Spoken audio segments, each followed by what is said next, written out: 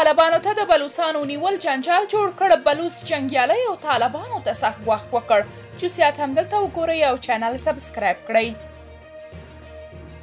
وروسته له هغه چې بلوچستان کې بلوڅانو پر پاکستاني ځواکونو بریدونه ډیر کړ، نو پاکستان پر بلوڅانو د فشار راوړلو لپاره له طالبانو غوښتنه وکړه چې افغانستان او په ځانګړې توګه کابل کې د بلوڅ مهاجرین ونیسي.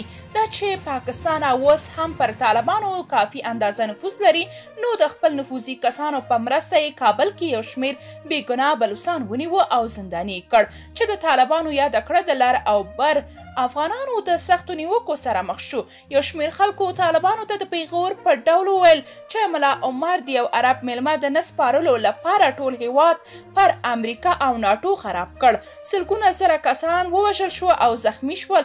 خو اوس طالبان د پاکستان د خوشحالولو لپاره بېګناه بلوڅان نیسي. ته خبردار دی چې د بلوچ بېلتونپالې ډلې کابل کې د طالبانو له لوري د بلوچو د نیولو په خبرګون کې ویلي چې که طالبان د بېګناه بلوچانو نیول دوامداره کړي، نو موږ به په کویټه او نورو ښارونو کې د اماراتي نظامي مشران او د هغوی کورنۍ هدف وګرځوو. دوی همدارنګه ګواښ کړی چې که طالبان نیول شوي بلوڅ مهاجرین آزاد نه کړي، نو د دوی هغه مشران کورونه چې په پاکستان کې دي د بریدونو لاندې به راشي، چې مسؤلیت به بیا د امارات مشرانو په غاړه وي.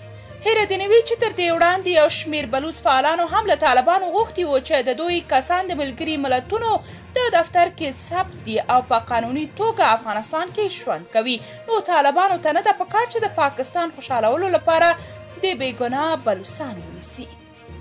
درنو لیدونکو، تاسو که د دې موضوع په اړه کوم نظر لرئ، کومنټ کې شریک او چینل سبسکرایب کړئ.